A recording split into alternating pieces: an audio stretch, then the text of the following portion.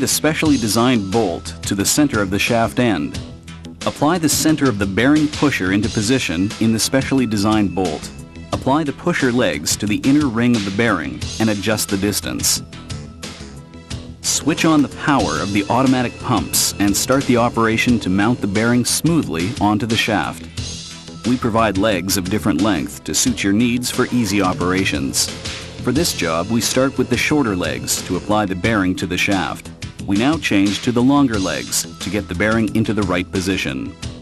Next, we will show how to apply the shaft into place in the machine with the help of a lifting device. A bearing pusher with a self-contained hydraulic pump is applied to the already mounted bearing to keep it fixed in its present position during the operation that will follow. Start the mounting procedure for the second bearing on the opposite side of the shaft. The procedure is the same as for the first mounted bearing. You can see that the hydraulic self-contained pusher is fixed to the first applied bearing during the operation of applying the second bearing. When applying the force to the second bearing, it is firstly mounted to the shaft.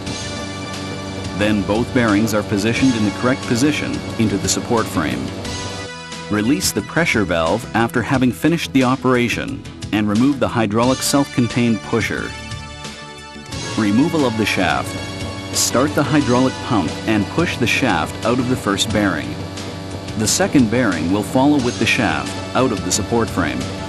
Remove the shaft and the applied bearing from the machine frame. The lifting device supports the shaft.